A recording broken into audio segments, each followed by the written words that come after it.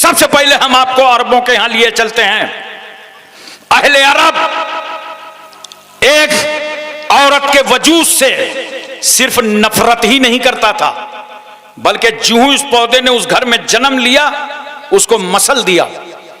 उनकी कौमी गैरत बर्दाश्त नहीं करती थी कि किसी घर में कोई बच्ची जन्म ले ले। अगर मां की ममता जोश में आती तो बाप की नजरों से छुपा कर अपनी तमन्नाओं की तकमील करती, और जैसे ही जालिम बाप को खबर हो जाती तो दूर दराज रेगिस्तान में ले जाकर बेटी को जिंदा ही पेवंद खाक कर देता था।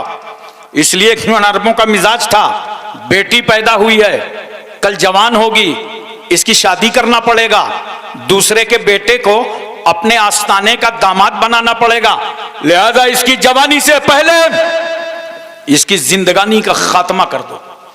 अरब की जमीन पर औरतों को भेड़ और बकरियों की तरह बाजारों में बेचा जा रहा था। हिंदुस्तान में आज भी औरत को शौहर के साथ सती कर दिया जाता है, और हिंदुस्तान की औरत की हैसियत एक बेजान बुत की है। मनोशास्त्र के रूप से बिच्छू से ज्यादा डसने वाली है, सांप से ज्यादा जहर रखने वाली है। शौहर के मर जाने के बाद, बेवा हो जाने के बाद निकाह सानी नहीं कर सकती, जायदाद से महरूम, विरासत से महरूम, दौलत से महरूम। रूसियों के यहां तो मसल मशहूर है कि 10 औरतों में एक रूह होती है। अतालियों का कहना है घोड़ा अच्छा हो या बुरा उसको महमीज की जरूरत है, औरत अच्छी हो या बुरी उसको मार की जरूरत है। स्पेनियों की शोहरे आफाक तहजीब में औरत पालतू बिल्ली से ज्यादा मकाम हासिल न कर सकी। ईरान का हाल चाल यही रहा। यूनान में कल भी गरीब अशखास अपनी बीवियों को कर्ज में दिया करते थे, और वह रूस का बदतरीन माहौल हमारी नजरों के सामने है। जब कोई बाप अपनी बेटी को अपने सहने चमन से रुखसत करता तो रुखसती के वक्त एक रेशमी कोड़ा लेता और बेटी को मारकर वो कोड़ा दामाद के हवाले कर देता, ले जाओ इसी कोड़े से मेरी बेटी पर जरा यजरेबों की गर्दाने गर्दानते रहना।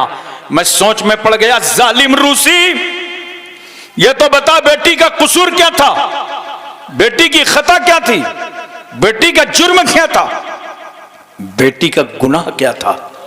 रुखसत करते वक्त तूने कोड़े बरसा दिए, तो जालिम का जवाब यह होगा उसका गुनाह यह है कि मेरे घर में पैदा हो गई है। औरत की हैसियत इंतहाई जलील थी। गौतम बुद्ध कहता है औरत एक फरेब है, औरत एक धोखा है। अगर तुम आत्मा की शांति चाहते हो तो औरत से दूर भागते रहो। मशहूर फलासफर हकीम सुकरात की आवाज है कि औरत की मोहब्बत उसकी नफरत से ज्यादा खतरनाक है। अगर उसने मोहब्बत भरी नजर डाल दी तो समझ लो कि तुम तबाह हो गए। अरबाबे कलीसा कहते हैं ईसा रूहुल्लाह जो सूली पर चढ़े थे तो महज इस औरत हव्वा के गंदुम खाने खिलाने के गुनाह का कफारा अदा करने के लिए चढ़े थे। ईसाइयों की औरत मजहब की आमला नहीं बन सकती।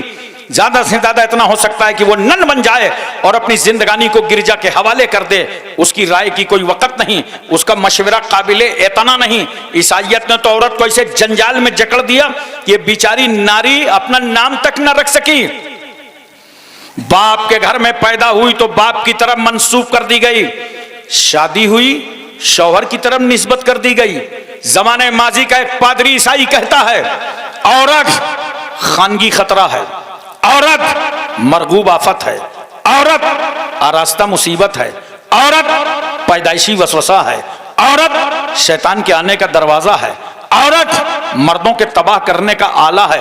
गैर मुस्लिमों का कानून कहता है औरत तकदीर से ज्यादा खराब है, तूफान से ज्यादा तेज है, जहन्नम से ज्यादा अजाबदेह है। आओ आओ बेटियों, ये समाज में औरत तो एक ही थी, मगर इसी औरत को किसी ने पाप कहा, किसी ने सांप कहा, किसी ने तल्ख कहा, किसी ने सख्त कहा, किसी ने राइन कहा, किसी ने डाइन कहा, किसी ने जहन्नम कहा। अरे ये दुनिया औरत को जहन्नम कर रही है, मगर आओ आओ हम उस रसूल से पूछें जो 12 रबीउल अव्वल दोशंबा के दिन सुबह सादिक शहर मक्का में बीबी आमना की गोद में जलवागर हुआ। या रसूल अल्लाह, औरत के बारे में आपकी क्या बोली है, औरत के बारे में आपका क्या फरमाने अक़दस है, औरत के बारे में आपका क्या इरशाद गिरामी है। तो मेरा रसूल आवाज देता है, गुंबद खजरा से आवाज आती है, ऐ प्यारी उम्मत, औरत जहन्नम नहीं है बल्कि अल जन्नतो तहता अक़दाम इमामिल उम्महात। बेशक, सुभान अल्लाह, सुभान अल्लाह। दुनिया ने कहा था औरत जहन्नम है, मगर रहमत आलम सल्लल्लाहु अलैहि वसल्लम क्या फरमाते हैं, यह औरत अगर माँ बन जाए तो इसके कदमों के नीचे जन्नत है। क्या बात है, सुभान अल्लाह, अरे जोर से बोलो सुभान अल्लाह, सुभान अल्लाह, सुभान अल्लाह। माँ के कदमों के नीचे जन्नत है। दुनिया में कोई ऐसा धर्म नहीं। इस्लाम से बरगश्ता होने वाली बेटियों, मुर्तदा होने वाली बेटियों, किसने इतनी इज्जत दी है? मां बनी है औरत तो इस्लाम कहता है इसके कदमों के नीचे जन्नत है। बोलो मां का यह दर्जा, मकाम, मनसब, इज्जत, आबरू, वकार बुलंद पाएगी। क्या अमेरिका ने बढ़ाया है? थोड़ा हूं हां तो करो। क्या अफ्रीका ने बढ़ाया है? एशिया, मलेशिया, इंडोनेशिया, सऊदिया, Libya, Cambodia, Korea, Mongolia, Maldives, Bhutan, Singapore, Burma, Barauni, Vietnam, Hispania, Romania, Bulgaria, Czechoslovakia, Yugoslavia, Tanzania, England, Highland, Thailand, New Zealand, Nagaland, Nagaland, Gorkhaland ने बढ़ाया है। मां के कदमों में जन्नत है। ये इंडिया की बोली नहीं है, ये तो हबीबे किबरिया की बोली है। सुभान अल्लाह। नारे तकबीर, नारे रिसालत, मसलके आला हजरत, मजहब इस्लाम, सानिए गाज़ी मिल्लत, हजरत अल्लामा हाशिम कानपुरी साहब किबला, नारे तकबीर, सुभान अल्लाह, सुभान अल्लाह। हजरत जरा तवज्जो कीजिएगा, जिस इस्लाम ने औरत को इज्जत अता की, उस इस्लाम के ताल्लुक से कुरान कहता है इन्न दीन इंदल्लाहिल इस्लाम, बेशक दीन अल्लाह के यहां इस्लाम ही है। इस्लाम ने औरत को रहमत बनाया, इस्लाम ने औरत को बरकत बनाया, इस्लाम ने औरत को नेमत बनाया, और इस्लाम तो खुद ही बरकत बनकर आया है। इस्लाम इंसानियत का दीन है, मानवता का दीन है, बशरियत का दीन है, इखलास का दीन है, अखलाक का दीन है, भाईचारा का दीन है, मसावात का दीन है, अहिंसा का दीन है। ये इस्लाम ही का अखलाक था जिसने अबू बकर को सिद्दीक अकबर बना दिया, उमर को फारूक आजम बना दिया। बेशक, सुभान अल्लाह, सुभान अल्लाह। बहुत कहां है वो लोग जो ये कहते हैं इस्लाम तलवार से फैला है? बाजारों में बैठते हो, लोग इतराज करते हैं, गर्दन झुका के चले आते हो। इन उलमाए किराम की सोहबत में बैठा करो, इनसे दीन सीखा करो। इस्लाम तलवार से नहीं फैला, वरना मुझे जवाब दो। दारे अरकम में जब उमर इब्ने खत्ताब ने जाकर रसूलुल्लाह के कदमों पर कलमा पढ़ा था, तो तलवार किसके हाथ में थी? अरे बोलो ना, उमर के हाथ में। तलवार भी लिए थे, मुसलमान भी हो रहे थे, तलवार भी लिए थे, कलमा भी पढ़ रहे थे। नबी की बारगाह में खड़े हो गए, नबी की नजर उमर पर, उमर की नजर नबी पर। नबी ने मुस्कुरा के पूछा, उमर क्या ईमान लाने की उम्र नहीं आई? ये सुनना था कि कदमे रसूल में गिरे, का सरकार पढ़ा दीजिए, अशहदु अल्ला इलाहा इल्लल्लाह अशहदु अन्ना मुहम्मदन अब्दुहु व रसूलुहु। तलवार से इस्लाम नहीं फैल रहा, जो तलवार लेके नबी के कत्ल के इरादे से गया है वो खुद मुसलमान हो रहा है। हमने कहा ए उमर, बड़े जोश में निकले थे, गुस्से में निकले थे, क्या हो गया आपकी तलवार को? उमर कहते हैं ये मेरे लोहे की तलवार थी जिसको नबी के अखलाक की तलवार ने टुकड़े टुकड़े कर दिए। हजरात एक बात और बताओ, बड़ी बातें करने वालों, मैं यही तो समझाना चाहता हूं, खास तौर से मेरी बेटियां सुने और इस पैगाम को अपनी सहेलियों तक पहुंचाएं। आप अपने घरों तक ले जाएं ये पैगाम। इस्लाम जैसा बाबरकत मजहब, पैगंबर इस्लाम की शान, जो रहमतुल लिल आलमीन बनकर आए हैं, बताओ मुझे, जवाब दो। समाज में 4 तबके ऐसे होते हैं जो किसी के अकीदतमंद नहीं होते, जैसे दोस्त, साथी, क्लास फेलो। एक साथी अपने साथी का अकीदतमंद नहीं होता। जो हम सबक साथी रहा हो उसको क्या अकीदत होगी उससे? चाहे जितनी बड़ी पोस्ट में आपका साथी पहुंच जाए, आईएएस हो, वो जिला अधिकारी बन जाए, जब मुलाकात होगी तो बाहों से बाहों डाल देंगे, आप कैसे हो, किस तरह हो, उसे खराब लगेगा। अबे मेरी पोस्ट नहीं समझ रिया, मैं जिला अधिकारी हूं। मगर नहीं, साथी की नजर में तो साथी साथी होता है। इसी तरह बीवी शौहर की अकीदतमंद नहीं होती। इतना खामोश हो नगलिया अकील वालों, लगता है सबकी बीवियां बहुत अकीदतमंद हैं। बोलो, बीवी शौहर की अकीदतमंद नहीं होती। ये हमारे मौलाना गुफरान साहब बैठे हैं, उलमा बैठे हैं, ये जब आपके घर जाते हैं मिलाद शरीफ में, जलसे में, कॉन्फ्रेंस में, आप कितनी इज्जत करते हो। चादर बदल दो, खुशबू फैला दो घर में, आइए हजरत तशरीफ लाइए, सुभान अल्लाह, माशा अल्लाह, मुबारक हो, आइए मुकद्दस कदम रखिए, मुबारक कदम रखिए, बोलो जी जी। लेकिन अभी नहीं, जब मैं चला जाऊं यहां से, तब कल इनसे पूछना कि जब ये अपने घर जाते हैं, कभी बीवी बोली आइए आइए मुबारक कदम रख दीजिए, आइए मुकद्दस कदम रख, हजरत जल्दी से आ जाइए, अंदर आ जाइए, कभी बीवी बोली? बीवी की नजर में तो शौहर शौहर होता। जी जी वाह। इसी तरह बच्चे बड़ों के अकीदतमंद नहीं होते।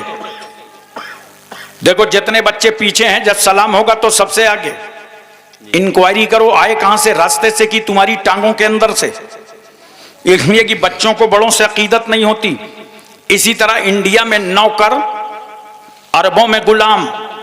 नौकर कभी मालिक का अकीदतमंद नहीं होता, हाथ बांधे खड़ा है, यस सर, जी सर, हाँ सर, और अंदर ही अंदर कुढ़ रहा है कि 6 बज गया है, छोड़ेगा कब।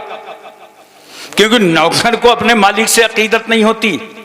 समाज के ये 4 तबके, दोस्त अपने दोस्त का अकीदतमंद नहीं, बीवी शौहर की अकीदतमंद नहीं, बच्चे बड़ों के अकीदतमंद नहीं, नौकर अपने मालिक का अकीदतमंद नहीं। मगर कुर्बान जाओ उस रहमतुल लिल आलमीन पर कि मेरे रसूल ने सबसे पहले अपने करीबी दोस्त सिद्दीक अकबर से कलमा पढ़वाया। सुभान अल्लाह। मेरे रसूल ने अपनी बीवी खदीजतुल कुबरा से कलमा पढ़वाया। मौला अली शेर खुदा की उम्र कितनी है? आला हजरत फाजिले बरेलवी लिखते हैं 8 साल से लेकर के 10 साल तक की। नबी ने पूछा, अली रात में खदीजा को देखा था? हाँ या रसूल अल्लाह, ये हाथ का उठाना, हाथ का बांधना, हाथ का खोलना, पेशानी जमीन पर रख देना, या रसूल अल्लाह ये कौन सा सिस्टम है? पैगंबर फरमाते, अली मैं अल्लाह का नबी बनकर आया हूं, और जिस खुदा ने मुझे नबी बनाया है ये उसकी इबादत का तरीका है। मौला अली कहते हैं पढ़ा दीजिए। वाह सुभान अल्लाह। ज़ैद इब्ने हारिसा गुलाम हैं, मगर सरकार ने जब इस्लाम पेश किया तो कहते हैं अशहदु अल्ला इलाहा इल्लल्लाह व अशहदु अन्ना मुहम्मदन अब्दुहु व रसूलुहु। पता चला दुनिया में जो किसी का अकीदतमंद नहीं है वो भी रहमतुल लिल आलमीन का अकीदतमंद। बेशक बेशक, बहुत खूब, सुभान अल्लाह सुभान अल्लाह। हजरात बड़ी अहमियत की हामिल है मेरी गुफ्तगू, जरा तवज्जो कीजिएगा और घर की बेटियों को समझा दीजिएगा। इस्लाम जैसी इज्जत तुम्हें कहीं नहीं मिलेगी, कहीं नहीं मिलेगी जी, कहीं नहीं मिल सकती इस्लाम जैसी इज्जत। औरत तो एक ही है, मगर देखो कभी मोहल्ले में बेटी की सूरत में नजर आती है, वाह, कभी बीवी की शक्ल में नजर आती है, कभी मां के रूप में दिखाई पड़ती है, और कभी हो सकता है शौहर का इंतकाल हो जाए तो बेवा भी हो जाती है। दूसरे के समाज में बेवा को इतना मनहूस समझा गया, अरब के लोग तो बेवा को 4 दीवारी में कैद कर देते थे। तुम्हारे शौहर का इंतकाल हो चुका है, बाहर मत आ जाना। बताओ उस बेवा को कितना समाज में रुलाया गया होगा। रूह निकल जाए तो एक बार मौत, और अगर किसी के एहसास को ललकारा जाए तो हर मिनट में मौत। सहेली की बारात आई है, हाथों में मेहंदी लगी है, लेकिन बेवा सिसक रही है, अब तू किसी के घर की दुल्हन नहीं बन सकती, किसी के घर रहमत और बरकत बनकर नहीं जान सकती। बेवा रो रही है, मंसूबे खाक में मिल रहे हैं, इरादे पामाल हो रहे हैं, मुस्तकबिल की खुशियां कदमों का बोसा दे दे करके वापस पलट रही हैं और अपने खुदा से फरियाद कर रही है, मेरे मौला अगर मेरे शौहर का इंतकाल हो गया तो मेरा कसूर ही क्या था? ये समाज मुझे नहूसत की चादर में डालकर किनारे कर रहा है। याद रखो, पूरा मक्के का समाज बेवा को मनहूस समझ रहा था, मगर मेरा पैगंबर जिस रसूल की उम्र 25 साल की है, हमारी तुम्हारी उम्र जब 25 साल की होती है तो अपना ख्याल आता है, ऐसी ससुराल हो, ऐसी बीवी हो, मगर रसूल की उम्र 25 साल की हुई तो उम्मत की बेवाओं का ख्याल आया और पैगंबर सल्लल्लाहु अलैहि वसल्लम खड़े हो गए। कहा, मक्के वालों, अल्लाह का महबूब जलवागर हो चुका है, अब किसी बेवा को मनूस ना समझा जाएगा। 25 साल के पैगंबर ने 40 साल बेवा खदीजतुल कुबरा को अपने निकाह में ले लिया, ताकि दुनिया समझ जाए कि जिस बेवा को तुमने अभागन समझा था, मुस्तफा ने उसे सुहागन बना दिया। बेशक, सुभान अल्लाह, जिंदाबाद जिंदाबाद। बहुत एक लम्हे के लिए मैं तवज्जो चाहता हूं, उलमा की खास तवज्जो चाहता हूं। मेरे रसूल सल्लल्लाहु अलैहि वसल्लम ने बेवा खदीजतुल कुबरा से निकाह किया। रसूल सल्लल्लाहु अलैहि वसल्लम ने हजरत सूदा से निकाह फरमाया। ये सब अज़वाजे मुतहरात में हैं।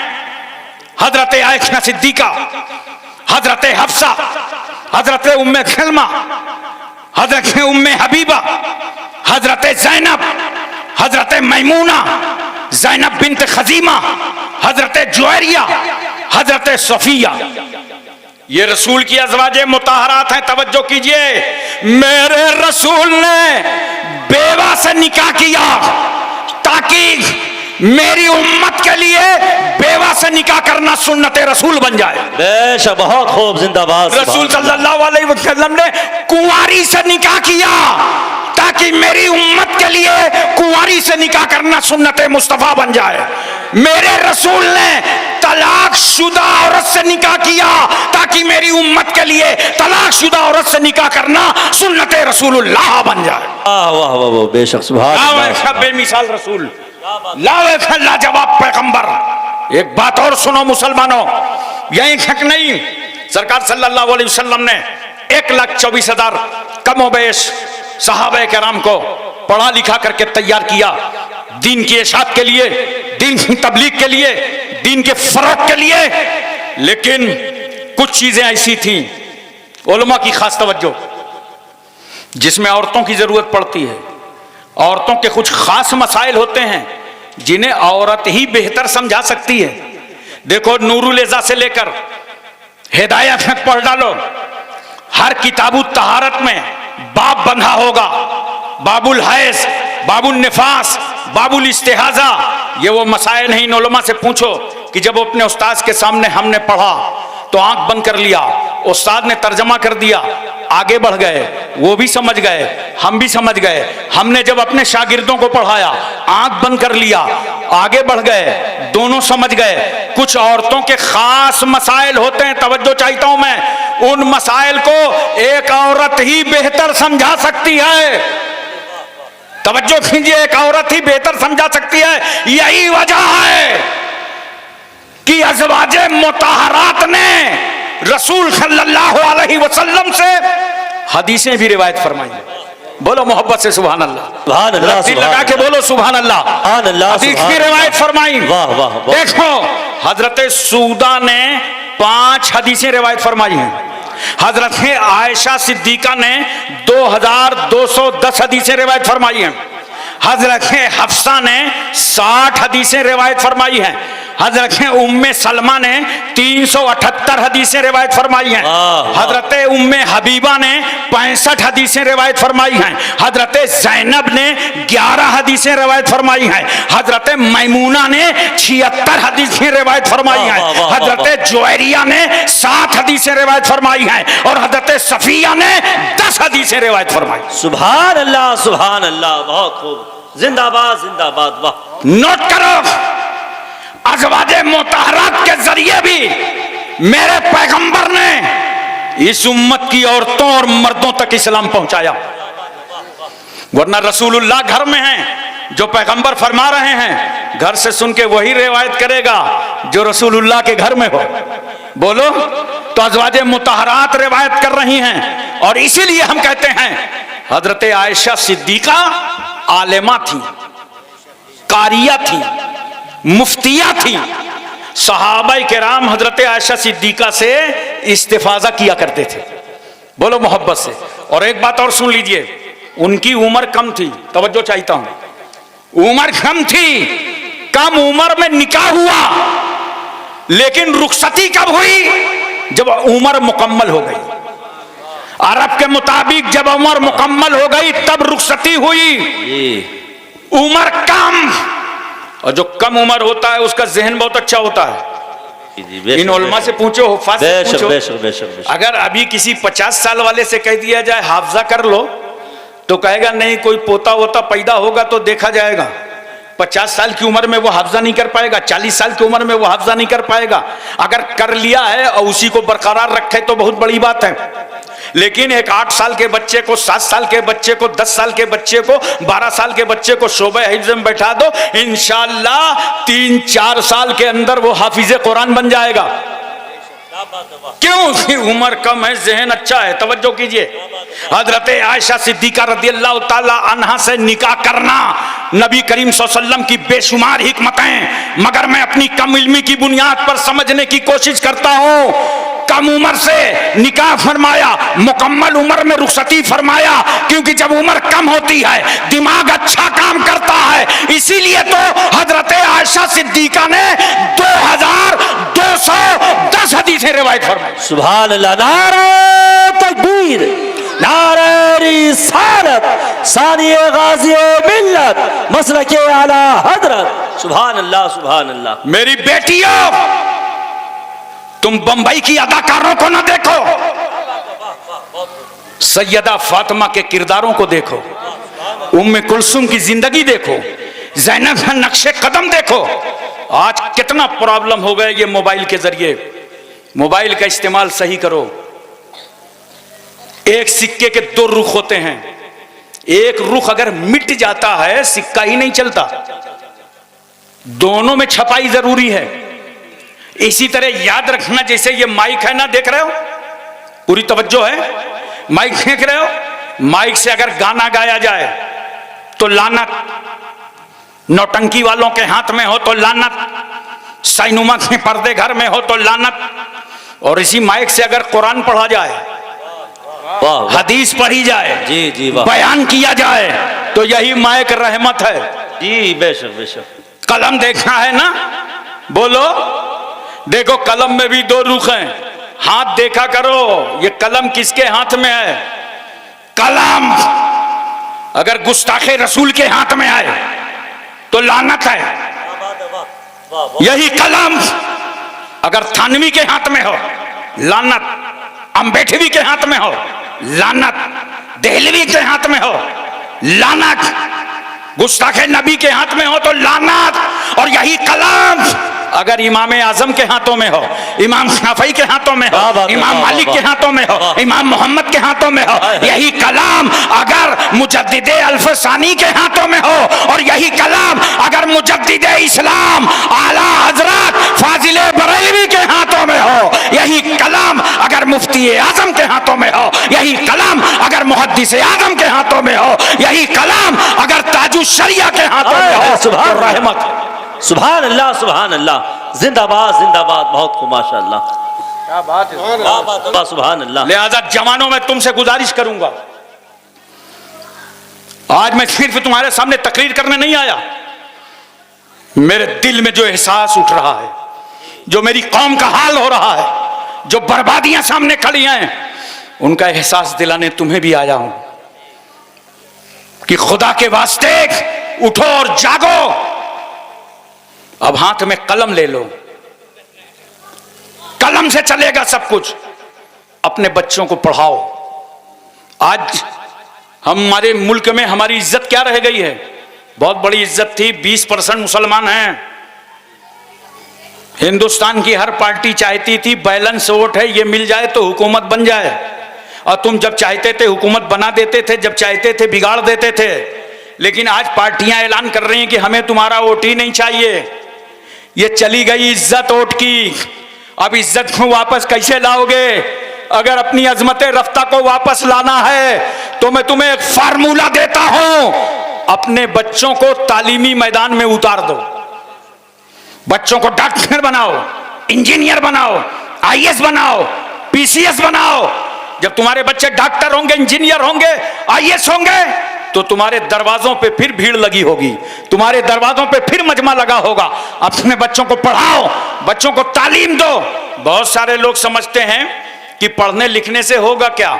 हम लोग जब छोटे छोटे थे तो यही लोग समझाते थे पढ़ने लिखने से क्या होगा, नौकरी तो मिलेगी नहीं। भेजे में भरते थे नौकरी तो मिलेगी नहीं। अब मुझे एक बात बताओ, 140 करोड़ का मुल्क है हिंदुस्तान, और नौकरी कितने लोग करते हैं? 6 करोड़। तो क्या पूरा भारत नौकरी ही करेगा? याद रखना, नौकरी की नीयत से इल्म नहीं हासिल किया जाता, नौकरी की नीयत से नहीं पढ़ा जाता। अल इल्म नूरुन, इल्म रोशनी है और जेहालत अंधेरा है। जेहालत में अंधेरे से निकल के उजाले में आओ। जब तुम नौकरी की नीयत से नहीं पढ़ोगे, इस नीयत से पढ़ोगे कि अंधेरे से उजाले में आ जाएं, बड़ा फर्क हो जाएगा तालीम में, बड़ा फर्क। देखो, जो लोग नौकरी की नीयत से पढ़ते हैं, तवज्जो चाहता हूं, जब नौकरी नहीं मिलती तो पंखे में लटक जाते हैं। अरे बोलो ना, फांसी लगा लेते हैं। बहुत मेहनत किया था, यहां तक पहुंचे, नौकरी नहीं मिले, अपना वजूद मिटा लेते हैं। लेकिन एक बात बताओ, कभी पूरे भारत में तुमने दस्तारबंदी के बाद, दस्तार फजीलत के बाद, हाफिज आलिम मुफ्ती होने के बाद किसी आलिम दीन को देखा कि खुदकशी किया हो? नहीं। वाह क्या बात है। अरे बोलो भाई, वाह वाह। किसी हाफिज कुरान को देखा, किसी कारी कुरान को देखा? क्यों? उसने नौकरी की नीयत से पढ़ा ही नहीं है, उसने तो पढ़ा है दीने मुस्तफा की नीयत से, अल्लाह की रजा के लिए पढ़ा है। नौकरी मिले तब भी रजा इलाही के लिए काम, ना मिले तब भी काम। तनख्वाह ज्यादा हो तब भी दीन की बात, तनख्वाह कम हो तब भी दीन का काम। बेशक, सुभान अल्लाह सुभान अल्लाह, बहुत खूब, जिंदाबाद जिंदाबाद। वाह। इसलिए दोस्तों, रोटी कपड़ा मकान, इसका शौक कम कर दो। अगर 4 जोड़े कपड़े सिलवाते हो साल में, 2 ही जोड़े सिलवा के काम चला लो। क्यों? अभी तुम्हारे 2 जोड़े कोई नहीं देखेगा, पढ़ रहे हो। और अगर इसी तरह जिंदगी गुजार दिया, पढ़ाई न की, तरक्की न किया, तो समाज तुमसे मुतालबा करेगा कि हर शादी में कपड़े बदल के आओ, और तुम्हारी आमदनी है नहीं तो शर्म से चकनाचूर हो जाओगे। अगर ये जिंदगी किफायत शारी से गुजार दोगे और पढ़ाई के मैदान पे आगे आओगे, तो इंशाअल्लाह अगर तुमने 15 साल मेहनत कर दी पढ़ने में, तो 80 साल तक मुस्कुरा के जिंदगी गुजारोगे। इसलिए पढ़ाई की तरफ रग़बत दिलाओ। और मेरा एक जुमला नोट कीजिए, वो जुमला नजर करने जा रहा हूं जिसको मैंने सिर्फ इंडिया में नहीं, साउथ अफ्रीका में भी कहा था। इतना पढ़ो, इतना पढ़ो। हमारे यहां मुसलमान भाइयों में करते क्या है, हाई स्कूल तक गए, वापस चले आए। बहुत हद हुई, इंटर तक गए, वापस पलट आए। इंटर में फेल हो गए, माँ के पास गए, मुंह बना के बैठ गए। माँ ने पूछा क्या हुआ बेटा? अम्मा फेल हो गए। माँ डांटने लगी तो कहता नहीं समझो तो तासुब का जमाना है। अबे ये नफरत फैला रहा है, जबरदस्ती का प्रोपगंडा कर रहा है। हाई स्कूल और इंटर के इम्तिहान ये कंपटीशन का दौर है, तेरा नाम थोड़ी बताया जाता है, रूल नंबर से काम होता है। मेहनत किया नहीं और बता रहा है कि मुसलमान थे इसलिए फेल कर दिए गए। नहीं, मुसलमानों अपनी औलादों को मेहनत से पढ़ाओ, और इतना पढ़ाओ, इतना पढ़ाओ कि अपने वतन की जरूरत बन जाओ। अगर तुम अपने वतन की जरूरत बन गए तो सदरे जमहूरिया तुम ही बनाए जाओगे। हजरात, में अर्ज कर रहा था, दोनों पहलू देखो। मोबाइल देखा है ना? मोबाइल का हाल तो यह है कि मेरा ख्याल है कि हर 2 आदमी पर एक मोबाइल होगा। मैं हैदराबाद दारुस्सलाम गया था रबीउल अव्वल शरीफ में। ओवैसी साहब ने दावत दी थी तकरीर करने के लिए। तो हैदराबाद का हाल ये है कि हर 4 आदमी पर एक पीर, इतने पीर हैं कि हर 4 पर एक पीर का एवरेज। मुजफ्फरपुर बिहार गया तो वहां हर 3 आदमी पर एक पीर। इस तरीके से ये मोबाइल का एवरेज है, हर 2 आदमी पे एक मोबाइल, 3 आदमी पे एक मोबाइल, मोबाइल पे मोबाइल। बोलो है कि नहीं है? अच्छा ठीक है, रखो मोबाइल, बस दोनों रुख इस्तेमाल करो। मोबाइल के जरिए सबसे ज्यादा इस वक्त झूठ बोला जा रहा है, नहीं बोला जा रहा? अच्छा खासा नगलिया अकील में वो फोन किया, देखा किसका है, समझ गए मतलब का नहीं है। उसने कहा अरे अब्दुल्ला भाई कहां हो? मैं नगलिया अकील आ रहा हूं। अरे मैं तो निकल गया मुरादाबाद। देखा कैसा झूठ बोल रहा है। घंटी बजी, 2-4 घंटी तो नजरअंदाज कर दिया। तीसरी घंटी में बच्चे से कहा बेटा बहुत देर से भेजा खा रहा है, फोन उठाओ और इसको बोलो पापा चार्जिंग में लगा के चले गए। बच्चे ने फोन उठाया, हाँ अंकल, हाँ बेटा, कहाँ है पापा? अंकल पापा कह रहे हैं ये बहुत देर से भेजा खा रहा है, इसको बता दो कि पापा चार्जिंग में लगा के चले गए। देखा तुमने अपनी औलाद को घर में झूठ सिखाया, मोबाइल के इस्तेमाल में झूठ सिखा दिया। बोलो कितना झूठ बोला जा रहा है मोबाइल के जरिए से। नोट करो मुसलमानों, आज इसी मोबाइल के जरिए से न जाने रिश्ते कहां से कहां हो रहे हैं। मैं चाहता हूं कि तुम अपनी बेटियों के हाथ में और बेटों के हाथ में बिला जरूरत मोबाइल मत दो। उनको अगर प्रोजेक्ट देना देखना है, निकालना है, उतनी जरूरत पर दो और पासवर्ड लगा दो, उसके बाद मोबाइल पर तुम खुद कब्जा कर लो। बिला जरूरत मत दो। रिश्तेदारियां बताइए रामपुर के इलाके में हैं, हम तो आपको नहीं कहेंगे, कानपुर की मिसाल दे रहे हैं। हम कानपुर में एक जगह निकाह पढ़ा रहे थे, बारात कहां से आई? भोपाल से। अबे हमने कहा तेरी रिश्तेदारी तो भोपाल में है नहीं, ये बारात वहां से कैसे आ गई? तो उसने कहा हजरत बस इज्जत बचाए रखिए, हम समझ गए व्हाट्सएप वाली है। बोलो ये सब हो रहा है कि नहीं हो रहा? तो ये क्यों हो रहा है भाई? घर में तुम अपनी बेटियों को नहीं देख सकते हो? गैर मुस्लिमों के साथ वो घूमने चली जाएं, उनसे शादियां कर लें, प्यार मोहब्बत की दरस्तान बढ़ा दें। तुम घर में क्या कर रहे हो? अपनी अपनी गैरतों से पूछो। ये सिर्फ मैं रामपुर वालों के लिए नहीं कह रहा हूं, पूरे हिंदुस्तान के लिए मेरा पैगाम है। अपने घरों में क्या कर रहे हो? अरे जरा देखो, मोबाइल का इस्तेमाल जरूरत भर करो। सुनो, अगर इस मोबाइल से झूठ बोला जाए तो लानत, अय्याशी की जाए तो लानत, आवारागर्दी की जाए तो लानत, मौशका किया जाए तो लानत, और इसी मोबाइल के जरिए अगर माँ बाप को सलाम कर लो तो रहमत, कुरान सुन लो रहमत, नाच सुन लो रहमत, दरूद सुन लो रहमत। तो अब पता चला मोबाइल का इस्तेमाल तुम्हें गलत नहीं करना, तबीयत के मुताबिक नहीं करना, बल्कि शरीयत के मुताबिक करना है। इसलिए लोगों मिजाज बदलो। और मेरा एक जुमला और सुन लो, लोग मीटिंगें करते हैं, तहरीकें चलाते हैं कि कौम की इस्लाह की जाए, कौम में सुधार पैदा किया जाए। मैं एक फार्मूला तुम्हें देता हूं, इतनी बड़ी कौम 20 करोड़ लोग रहते हैं हिंदुस्तान में, कहां कहां जाओगे सुधार पैदा करने के लिए? एक बात याद रखो और ये तय करके जाओ इस जलसे से, ये अमानत लेकर के जाओ कि हर आदमी अपने अपने घर में सुधार पैदा कर ले।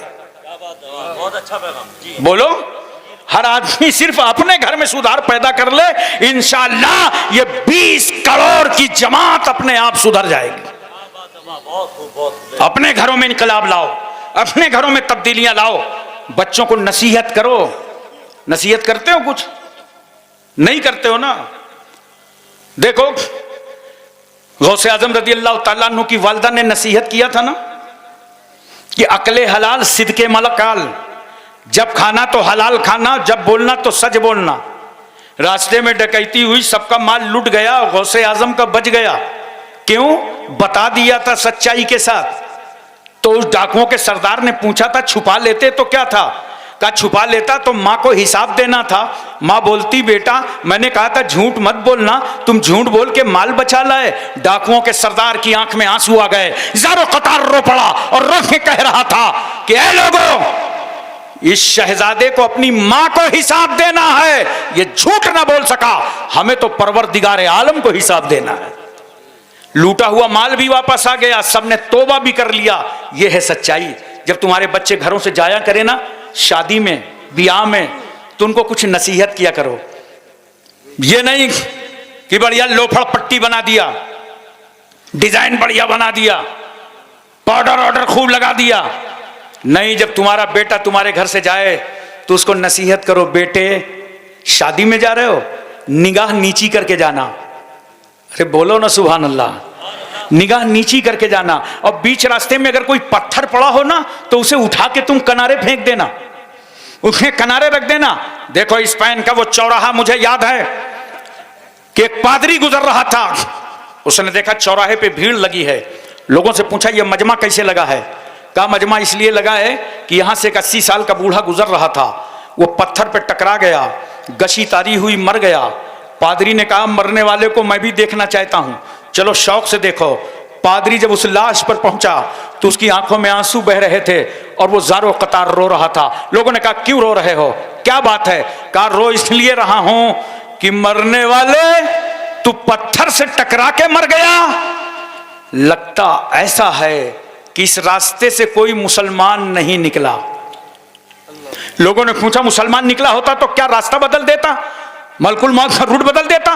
का रास्ता तो न बदलता, मगर बीच रास्ते में जो पत्थर पड़ा था, अगर मुसलमान निकला होता तो इसे उठा करके वो किनारे कर देता। अपनी औलादों को नसीहतें किया करो, भूल गए हो अच्छे तरीके बताया करो। बेटे बड़े मिल जाएं तो ताजीम करना, छोटे मिल जाएं तो उन पर शफकत करना। पिछली बहुत सारी बातें हम भूलते चले जा रहे हैं, इसलिए तबाहियां हमारे साथ ज्यादा आ रही हैं। पहले सब्जी खरीदने जाते थे ना बाजार, तो पूरा झोला भर गया, सब्जी खरीद लिया, बोलो तो सब्जी वाला क्या करता था, थोड़ी सी हरी धनिया, थोड़ी सी मिर्चा और पुदीना पेमेंट लेने के बाद अलग से डाल देता था। तो आप बहुत खुश हो जाते थे, अरे यार बड़ा अच्छा आदमी है, इतनी मिर्ची और धनिया इसने अलग से दे दिया। जानते हो ये तरीका उसका क्या है? इसको इंडिया में तो कहेंगे कस्टमर को खुश करना, लेकिन हकीकत यह है इस्लाम ने कहा है मोमिनों को खुश रखो। हुजूर महबूब इलाही लिखते हैं कि मुझे एक खत मिला था जिसमें लिखा था बाजार में इतनी कीमती चीज कोई नहीं है जितनी कीमती चीज एक मोमिन के दिल को राहत पहुंचाना। दूध लेने जाते थे, दूध वाला नापता था, उसके बाद थोड़ा सा, अरे बताओ ना यार, थोड़ा सा बढ़ा देता था तो आप खुश हो जाते थे। जी जी। घर में अच्छा खाना पकता था, खीर पकती थी, सालन पकता था, तो थोड़ा सा पड़ोसी के यहां भिजवा देते थे, यही ना। और ये होता था कि कल मेहमान आएंगे तो कहते थे आज अच्छा खाना ना बनाओ, कल बनाना, मेहमान आएंगे, मेहमान आएंगे तब खाना खाएंगे। अब 4 घंटा बैठा रह जाए मेहमान, लेकिन प्रोग्राम ये मेहमान चला जाए तो खाना खाए। मुंबई चले जाओ तो घंटों वो चाय पिलाता रहेगा, आधा घंटे में चाय पिलाता रहेगा, खाना नहीं खिलाएगा। तवज्जो देखिए। और जबकि मेरे आका सल्लल्लाहु अलैहि वसल्लम फरमाते हैं तामुल वाहिद यकफी लिल इस्नाइन, एक का खाना 2 के लिए काफी होता है। जी वाह वाह, बेशक बहुत खूब। पूछो इब्राहिम अलैहिस्सलाम से, दस्तरखान लगाते थे और कोई मिलता नहीं था तो मीलों ढूंढने चले जाते थे, कोई मेहमान बन जाए तो खाना खाएं। मौला अली शेर खुदा की आंख में आंसू थे। लोगों ने पूछा क्यों रो रहे हैं? कहा आज 3रा दिन गुजर रहा है, मेरे घर में कोई मेहमान नहीं आया। जरा ये माहौल बनाओ, ये मिजाज बदलो मुसलमानों, अपने आप में तब्दीली लाओ और एक सच्चे मुसलमान बन करके जिंदगी गुजारो। देखो ना आज क्या कर रहे हैं हमारे नौजवानों को, आइडियल किसको बना लिया। कितने अफसोस की बात है, मुंबई के अदाकारों को, जिसको देखा कि फटी पैंट पहने हुए सब फटी पैंट खरीद लाए, बोलो। और इतनी टाइट पैंट पहनते हैं, पता नहीं चलता इसने पैंट को पहना है कि पैंट ने इसको पहना। मैं कुर्ला आ रहा था भिंडी बाजार से, मुंबई से, एक बच्चा सामने खड़ा था, कहा हजरत मुझे भी ले लीजिए। मैंने बैठा लिया। मैंने पूछा कहाँ जा रहे थे, कहाँ से आ रहे हो? कहा वो कुर्ला तक जाऊंगा, शॉपिंग करने गया था, कपड़े लेने, ईद का वक्त आ गया ना। मैंने कहा ला तुम्हारे कपड़े देखें। जब कपड़े देखा तो उसकी आगे से पैंट फटी। तो मैंने कहा अबे तू तो ठग गया। तो जानते हो छोटा बच्चा था, ऐसे कर रहा था, यानी मुझी को बेवकूफ समझ रहा था कि ये पुराने आदमी है, समझते नहीं है। अरे किसको आइडियल बना लिया? तुम्हारे पास आइडियल हैं, तुम किसी गैर को क्यों बना रहे हो?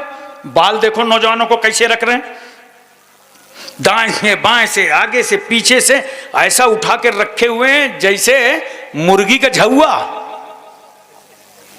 किसी समंदर का जजीरा। बाल 3 तरीके के रखना चाहिए और लिबास कैसे पहनना चाहिए।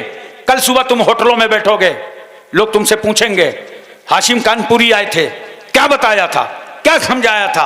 तो कहोगे बहुत अच्छी तकरीर किया, लेकिन यार मेरी कुछ बातें याद करके वहां भी तबलीग कर देना, वहां भी बता देना कि हमें यह बता के गए हैं, हमें यह समझा गए हैं। सुनो, कपड़े ऐसे पहनो जिसमें तहारत में भी आसानी हो और इबादत में भी आसानी हो। बाल 3 तरीके के रखना चाहिए, या तो पूरे बाल कसर करा दो, या ताबदोश या ताबगोश, या तो कान की लौ तक बाल रखो, या तो शाने तक बाल रखो। यह बाल रखने का तरीका है। बोलो याद रखोगे, भूलोगे तो नहीं, सब जहन में रहेगा। आजकल तो मेरा ख्याल है अभी आपके यहां नहीं चल रहा होगा, खड़े खड़े लोग खाना खाने लगे। चल रहा है क्या? नहीं चल रहा ना? अरे अल्लाह का लाख लाख शुक्र है। खड़े खड़े खाना, उसको कौन सा सिस्टम बोलते हैं? Buffer system. मैंने बंगाल में पूछा था कौन सा सिस्टम, तो एक ने कहा बम्फर सिस्टम। क्या सुन्नतों का मजाक उड़ा रहे हो? खड़े खड़े खाना खा रहे हो, बोलो सुन्नतों का मजाक उड़ा रहे हो। और बाद में कहोगे कि मौलाना लोग मुर्गा बहुत खाते हैं।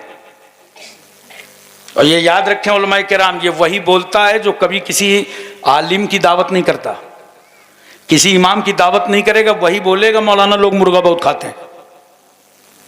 बोलो, हमेशा याद रखना। अरे भाई मैं तुम्हें बता दूं, कभी अकल से सोचो, अगर मुर्गा बहुत खाते हैं तो कहां खाते हैं? हमें तुम्हारे ही दस्तरखान पे तो खाते हैं। और अगर तुम रोज तुम भी मुर्गा खाना चाहते हो तो बड़ा आसान तरीका है, पढ़ो नमाज़े पंजगाना, पढ़ो फजर बाद असर बाद तस्बीह फातिमा, अल्लाह तुम्हारा रिस्क कुशादा फरमा देगा। बेशक, सुभान अल्लाह सुभान अल्लाह। थोड़ी मेहनत क्यों करो मेरे भाई? तो याद रखो, बाल रखने में, कपड़ा पहनने में, खाना खाने में, तुम किसी मुंबई वाले को आइडियल मत बनाओ। वो लोग उनको आइडियल बनावें जिनका इस कायनात में कोई आइडियल ना हो। हमारे आइडियल हादी अकबर जनाबे मोहम्मदुर रसूलुल्लाह हैं। हमारे आइडियल सैयदना सिद्दीक़ अकबर हैं, फारूक आजम हैं, उस्मान गनी हैं, मौला अली हैं, हजरत साद हैं, सईद हैं, तलहा, जुबैर, अम्मार, बुजर, खालिद बिन वलीद, अबू बैदा बिन जर्रा, अब्दुर्रहमान बिन औफ, साहिब Rumi, Salman Farsi, Bilal Habshi, हजरत अनस, अबू हुरैरा, अबू दरदा, अमीर हमदा। हमारे आइडियल सैयदना गौसे आजम हैं, ख्वाजा अजमेरी हैं, आकाए नक्शबंद हैं, मौलाए सोहरवर्द हैं, कुतुबुद्दीन बख्तियार काकी, महबूब इलाही, साबिर कलियारी, जिंदा शाह मदार, वारिसे देवा, मखदूमे के चौचा, मखदूमे जाजमऊ, नसीरुद्दीन चिराग देहलवी, शाह जमालुल्लाह रामपुरी, मुनव्वर अली शाह इलाहाबादी, शरफुद्दीन याह्या मुनैरी, अलाउल हक पंडवी, अखी सिराजुद्दीन, मखदूमे माहिम, बाबा बहाउद्दीन, बाबा ताजुद्दीन, मखदूम शामीना, सैयद सालार मसूद गाजी, सरकारे महरेरा।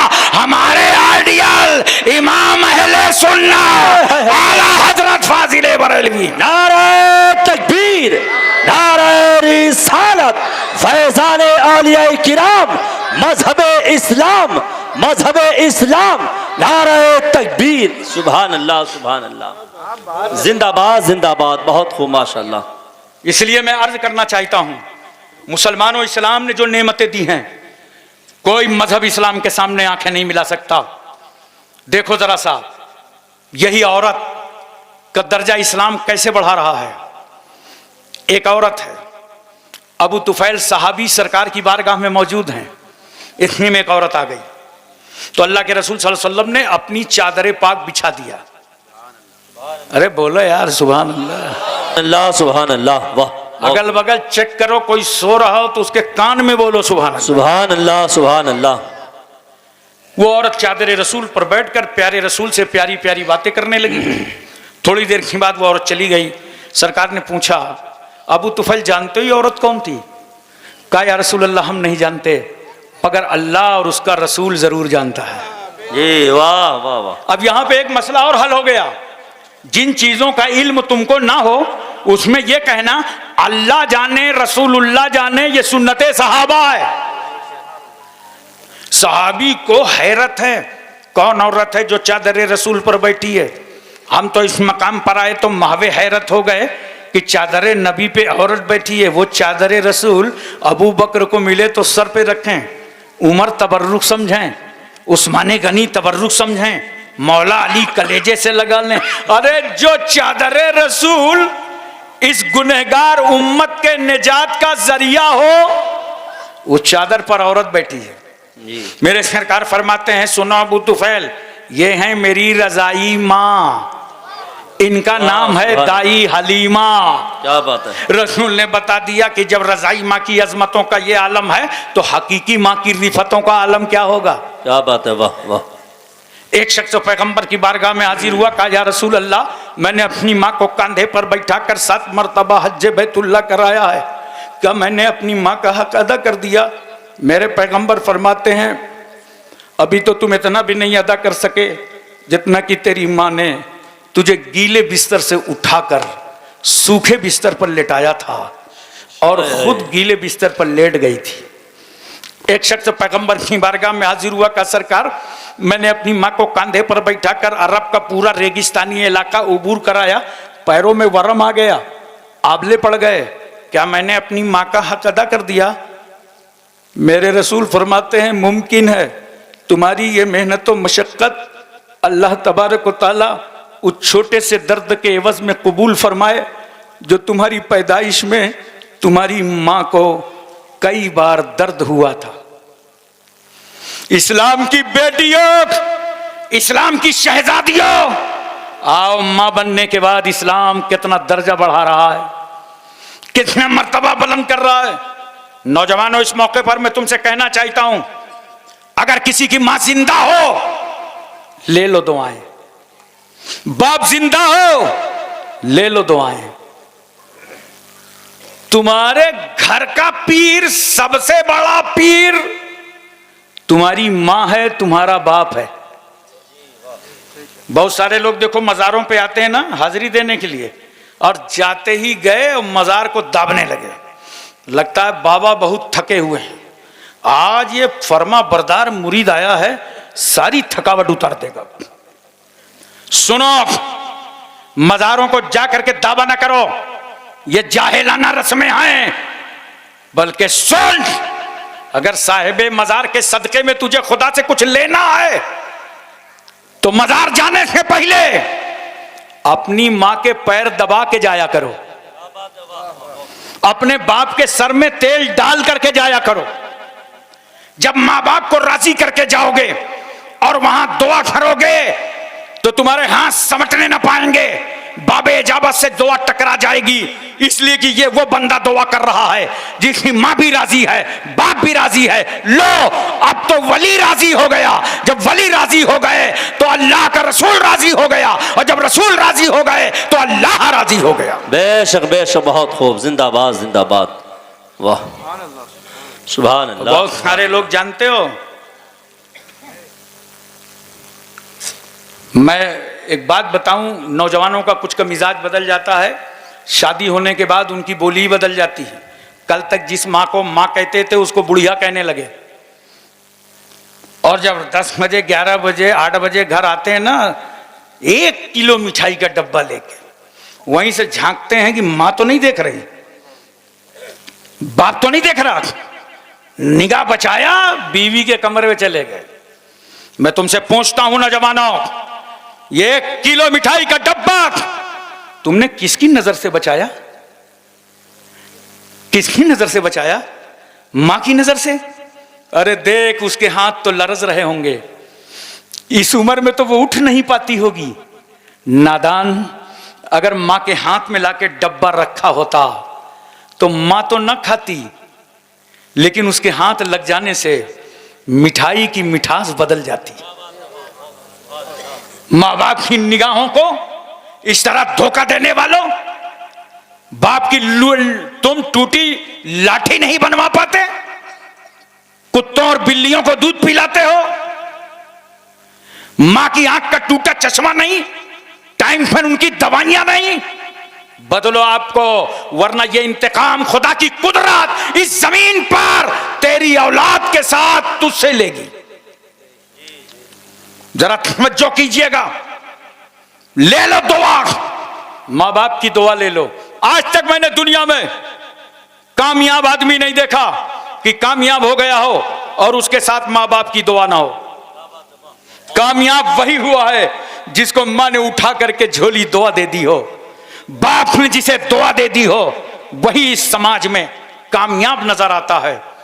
कभी मां को दुख न देना, बाप को तकलीफ न पहुंचाना, वरना अगर तुम्हारे दुख देने से, तकलीफ पहुंचाने से मां की आंख में आंसू आ गए, बाप रो पड़ा, तो ऐसे समझना कि तुम्हारी कश्ती समंदर में चल रही थी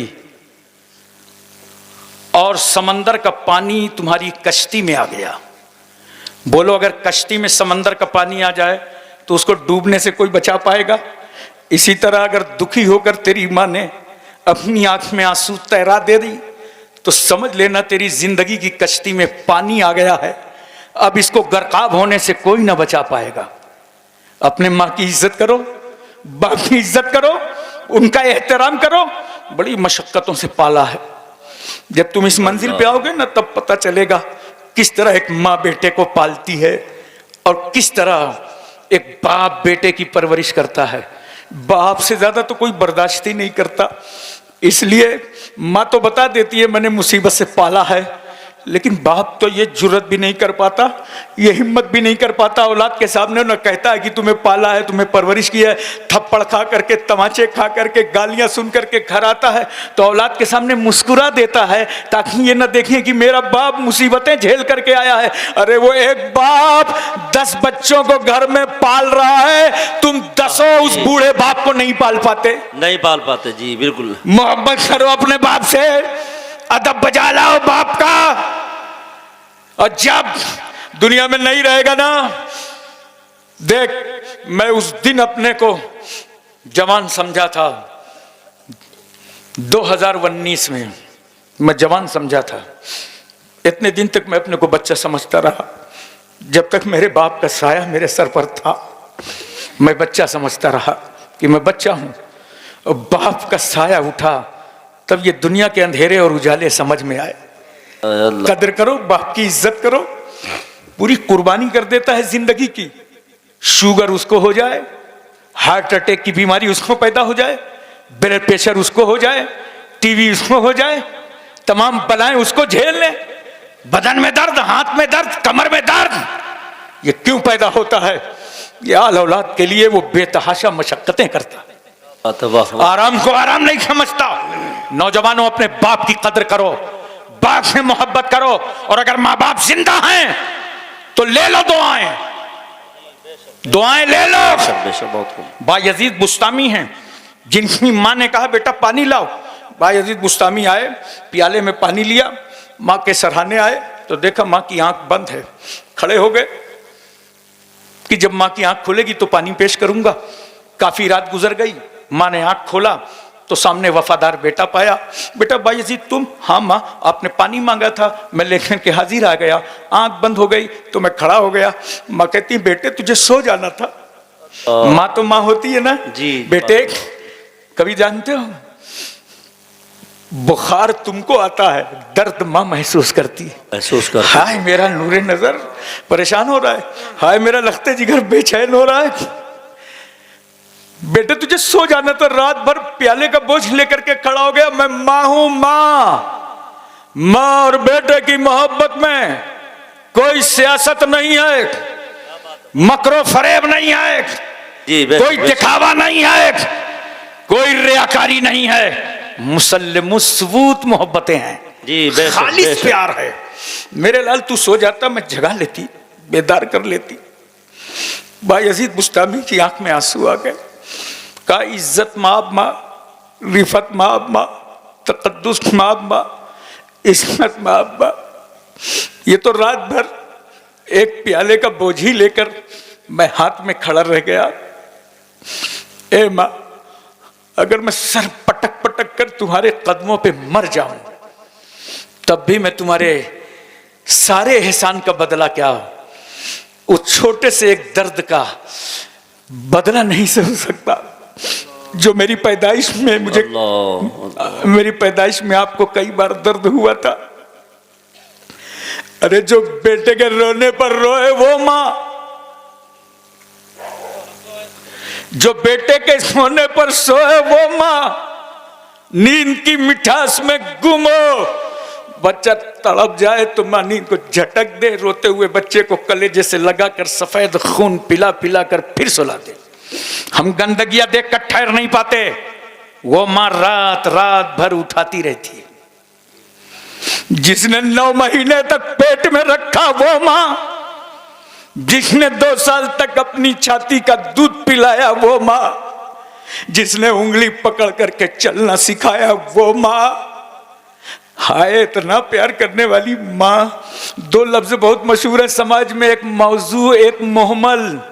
जैसे माँ एक मौजू मानादार है और वाह एक मोहमल है, इसी तरह पानी वानी, पानी मौजू है और वानी मोहमल है, बेमाना। मगर कुर्बान जाओ माँ की मोहब्बत पर, देख माँ का प्यार जब तेरी जुबान से निकला वानी।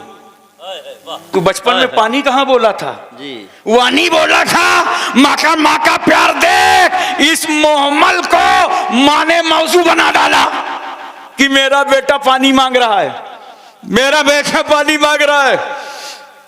तू अगर आंगन में गिरा तो दौड़ी गोद में लेकर तेरे आज़ा पे तेल की मालिश करके, जिसने आज़ा को कुव्वत बख्शा वो माँ है। आए है वाह। जिसने रस्म में बिस्मिल्लाह खानी कराया वो माँ, जो तेरे लिए रोती रही वो माँ। और देख जब तेरी पैदाइश का वक्त आया, महल्ले की औरतें जमा हो गईं, देखें पैदा होना किसे है, लड़की है लड़का, आंख खड़ी है या चपटी है, गोरा है या काला है, समाज और खानदान ये देखता है। मगर कुर्बान जाओ उस माँ पर। जानती हो माँ क्या देखती है? माँ ये नहीं देखती है कि लड़की है कि लड़का है, गोरा है कि काला है, कैसा है, नहीं। माँ कहती है घर वालों से, खाली इतना बता दो पैदा होने वाला जिंदा है कि नहीं। आए है वाह वाह, क्या बात है, बहुत खूब, जिंदाबाद जिंदाबाद। सांसें ले रहा है कि नहीं ले रहा? मेरा नूरे नजर, मेरी लगते जिगर, मेरी बेटी मेरा बेटा कोई हो, ये बताओ सांसें चल रही हैं कि नहीं? वाह वाह। इतना प्यार करने वाली माँ, इतनी मोहब्बत करने वाली माँ। बायजीद बुस्तामी कह रहे हैं, माँ तुमने तो इतनी कुर्बानियां दी हैं, मैं रात भर प्याले का बोझिल तो लेकर के खड़ा रह गया। तुमने तो 9 महीने तक मुझे अपने पेट में रखा है, 2 साल तक का छाती का दूध पिलाया है, मैंने तुम पर कोई एहसान नहीं किया। हाँ माँ, अगर अपने बेटे की ये अदा पसंद आ गई है तो बस जुबान खोलो, दुआ दे दो। बेशक, सुभान अल्लाह सुभान अल्लाह। नारे तकबीर, नारे रिसालत, अजमते वालिदैन, अजमते वालिदैन, सुभान अल्लाह सुभान अल्लाह। माँ ने जुबान खोला, दुआ दे दिया। ऐ अल्लाह, जो बेटा बायजीद बनकर आया था, मौला उसे वापस होने से पहले तू अपना वली बना ले। सुभान अल्लाह। माँ की दुआ थी, बाबे इजाबत से टकरा गई, अल्लाह ने मनसबे विलायत अता फरमा दिया। यह है माँ का दर्जा। मैं बेटियों तुमको यही तो बता रहा हूं, माँ बनोगी तो इतने मर्तबे इस्लाम देगा। अब वहां कुछ नहीं है, नार है, शक्कर है, जहन्नम है, इसके अलावा कुछ नहीं है। इस्लामी मजहब ही तुम्हें जन्नती बना सकता है। तुम्हारे कदमों में जन्नत की गारंटी इस्लाम ही दे रहा है। देखो जरा सा, और सुनो, शादी होती है बेटियों, फिर देखो तुम्हारा दर्जा क्या बुलंद होता है। सरकार सल्लल्लाहु अलैहि वसल्लम क्या फरमाते हैं? यतीम है वो शौहर जिसकी बीवी ना हो, और यतीम है वो बीवी जिसका शौहर ना हो। सरकार सल्लल्लाहु अलैहि वसल्लम ने हमको और आपको नजरिया अता फरमाया, ए लोगों, हमारे तुम्हारे घर जो औरत आती है, बीवी आती है, तो सिर्फ बीवी बनकर नहीं आती, वो रहमत और बरकत बनकर आती। मगर बहुत सारे लोग तो समझते हैं कि झाड़ू बर्तन के लिए आई है, और अगर कहीं जहेज कम लाई तो आप न्यूज सुनेंगे कि एक स्टोव दुर्घटना में बहू की मृत्यु हो गई। जानते हो ये स्टोव हमेशा बहू पे फटता है, वो बुढ़ीवा सास पे नहीं फटता जो सुपारी काट काट खाती रहती। और हमने अखबारात पढ़े, न्यूज सुना है, रसायल देखें, स्टोव पर मरने वाली बेटी का नाम शमसुन्निसा, कमरुन्निसा, जैबुन्निसा, जमीला नहीं मिला, सुशीला मिला है। और अगर शाजो नादिर मिल भी जाए तो इसका कोई एतबार नहीं है। मगर जब एक बेटी को जहेज के लालचियों ने आग में झोंक दिया, घासलेट डालकर, मिट्टी का तेल डालकर, जहेज के पुजारियों ने उसे मौत के घाट उतार दिया, तो हम हिंदुस्तानी हैं, ख्वाजा गरीब नवाज के छत्र छाया में रहते हैं। हमारा एहसास जाग उठा। ये तो भारत का एक नागरिक चला गया, भारत का एक वोटर चला गया, भारत का एक बाशिंदा चला गया। इसलिए हम कहते हैं, आए लोगों, अगर तुम्हें अपना समाज समझ में ना आ रहा हो, अपना समाज का जहेज समझ में ना आ रहा हो, तो इन बेटियों की जिंदगियों से खिलवाड़ मत करो। आओ आओ, सैयदा फातिमा का जहेज तुम्हारा इंतजार कर रहा है। बेशक, सुभान अल्लाह, जिंदाबाद जिंदाबाद। देखो, सरकार सल्लल्लाहु अलैहि वसल्लम ने अपनी बेटी का निकाह फरमाया, और जहेज में क्या दिया सरकार सल्लल्लाहु अलैहि वसल्लम ने? एक बान की चारपाई, एक चमड़े का गद्दा जिसके अंदर रूई के बजाय खजूर के पत्ते, एक छागल, एक मशकीजा, 2 मिट्टी के घड़े, आटा पीसने की चक्की। ये मुख्तसर जहेज रसूल किसको दे रहे हैं? अपनी बेटी, सबसे लाडली चहीती बेटी खातून जन्नत को। मेरे रसूल कुछ भी दे सकते थे, बागे फितक के मालिक थे, मुस्तफा कुछ भी अता कर देते। खुदा के खजानों की कुंजियां रसूलुल्लाह के पास, नबी कुछ भी दे देते, मगर नहीं, मुख्तसर सा दिया। क्यों? मेरे रसूल ने अपनी बेटी फातिमा को ये मुख्तसर जहेज देकर 1400 साल पहले ही उम्मतियों के आंखों के आंसू पोंछ दिए। हमारी बेटियों के आंखों के आंसू पोंछ दिए कि अगर किसी के बाप गरीब हो और जहेज कम दे तो वो बेटी रोने ना पावे, और ये समझ ले कुछ हो या ना हो, सुन्नते फातिमा अदा हो गई है। बात है, वाह, सुभान अल्लाह, सुभान अल्लाह। बेटियों सुनो, यहीं तक नहीं, इस्लाम जहां इज्जत देता है वहीं तुम्हें हर दरवाजे पर हक देता है। तवज्जो चाहता हूं, हर दरवाजे पर हक देता है। बाप के घर में पैदा हुई, इस्लाम ने कहा बेटी बाप के माल में तेरा हक। है, क्या बात है। शादी हुई, बीवी बनी, इस्लाम ने कहा सुन, शौहर के माल में तेरा हक। और जब माँ बनी तो इस्लाम ने कहा बेटे के माल में तेरा हक है। वाह वाह, सुभान अल्लाह, वाह। इस्लाम इज्जत भी दे रहा है और इस्लाम हक भी दे रहा है। इस्लाम की औरतों पर अता है, और जिसकी नजरों में ये खता है, जहन्नम उसका पता है। जिसको देखो वो दावा करता है मैं हिंदुस्तान का सच्चा वफादार हूं, और रूह निकलने तक दावा करता है, और मरने के बाद पाकिस्तान चला जाता है। तवज्जो कीजिएगा, हम भी दावा करते हैं कि हम पक्के हिंदुस्तानी हैं, सच्चे वफादार हैं, मगर अल्हम्दुलिल्लाह हम दलील रखते हैं। क्या कहने? वाह, बहुत खूब।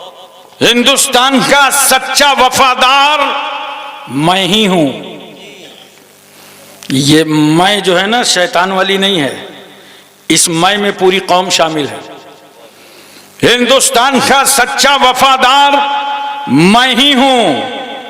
कब्रों से पूछ, असल जमींदार मैं ही हूं। मैं ही हूं। वाह वाह वाह वाह। कब्रों से पूछ, असल जमींदार मैं ही हूं। दरिया के साथ वो तो समंदर में बह गया है। वाह, क्या कहना है? वाह, बहुत खूब, बहुत खूब। दरिया के साथ जी, वो तो तो समंदर में बह गया। घर में बह गया।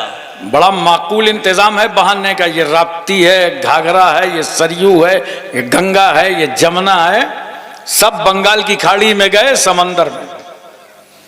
दरिया के साथ वो तो समंदर में मिल गया, मिट्टी में मिलके मिट्टी का हकदार मैं ही हूं। मैं ही हूं। वाह, बहुत खूब, जिंदाबाद।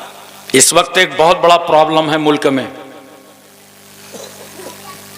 और वो ये है कि बाज़ाब्ता मुसलमान दुश्मन ताकतों ने तहरीकें चला रखी हैं और तंजीमें बना रखी हैं और उस पर इनामात रखे हैं कि 2.5-2.5, 3-3 लाख रुपए लो और किसी मुस्लिम जवान बेटी को अपने जाल में फंसा लो, उसे गुमराह कर दो, उसे मुर्तद्दा बना दो, इर्तिदाद के जाल में उठा के डाल दो, वो इस्लाम जैसा पाकीज़ा मजहब छोड़ दे। ऐसा बहुत कुछ हो रहा होगा। सोशल मीडिया का जमाना है, आपने भी सुना होगा 80,000 रुपए का मोबाइल दे करके हमारी इन बेटियों की जिंदगियों से खिलवाड़ हो रहा है। और वो बेटियां जो समझती नहीं हैं, दुनियादारी के चक्कर में उनका हश्र क्या होता है, 2-2.5 महीने के बाद उन्हें छोड़ दिया जाता है या तो उनका मर्डर कर दिया जाता है। कम से कम 40 बेटियों की लिस्ट मेरे पास है कि ऐसे निकाह हुए और उन्हें जाल में फंसाया गया और फिर उनकी जिंदगी का खात्मा कर दिया गया। ये सारी खराबियां आज एक मोबाइल के जरिए से फैल रही हैं। मैं बताना चाहता हूं आज की तकरीर में, बेटियों, बहनों, माओ, जो इज्जत इस्लाम ने तुमको दी है, दुनिया का कोई मजहब वो इज्जत नहीं दे सकता है। नहीं दे सकता। जी बिल्कुल बिल्कुल, बहुत खूब, जिंदा। और हर शोबे में तुम्हें इज्जत दिया, हर मंजिल में तुमको इज्जत दिया। जब ए बेटी, तू बेटी बनकर बाप के घर में पैदा हुई तो इस्लाम ने तुझे वहां इज्जत अता किया, और जब तेरी शादी हुई, दुल्हन बनके ससुराल गई तो इस्लाम ने तुझे वहां इज्जत अता किया, और जब तू मां बनी तो इस्लाम ने तुझे मां का दर्जा अता फरमा दिया। बेशक, सुभान अल्लाह। इस्लाम जैसे मजहब ने जो इज्जतें औरतों को दी हैं, दुनिया का कोई धर्म इज्जत नहीं दे सकता। बेटियों, बहनों, माओ, मेरी शहजादियों, कनीजा ने फातिमा, तुम खुश नसीब हो कि मुस्लिम घर में पैदा हो गई हो। इसकी लाज रखो, इसकी आबरू बचाओ।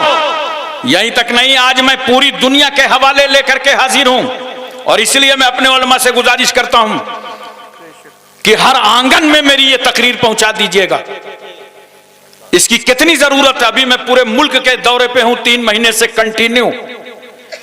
हर सूबे और स्टेट से शिकायतें आ रही हैं। आप गौर से सुने और अपनी बेटियों तक, अपने खानदान तक ये पैगाम पहुंचा दें। कहां कहां इस औरत को रुस्वा किया गया। वो लोग क्या इज्जत देंगे बेटी तुझे जो खुद इज्जतदार ना हो। इस्लाम आबे जमजम पी के समझ में आ सकता है, गोबर और पेशाब पीने से इस्लाम समझ में नहीं आता। वाह वाह, बहुत खूब, बहुत खूब, वाह वाह। इसलिए मैं कहना चाहता हूं, सारे हवाले जात लेकर के हाजिर हूं, और मेरी तकरीर में मजमा चाहे 2000 का हो, चाहे 2 लाख का हो, मैं बात अपनी पूरी करता हूं, क्योंकि ये चैनलों की मेहरबानी है, ये करोड़ों तक मेरा पैगाम पहुंचा देंगे। चाहे बांग्लादेश की वो मनहूस औरत तस्लीमा नसरीन ही क्यों ना हो, सलमान रुश्दी क्यों ना हो, पूरी दुनिया के हवाले लेकर मैं हाजिर खिदमत हूं।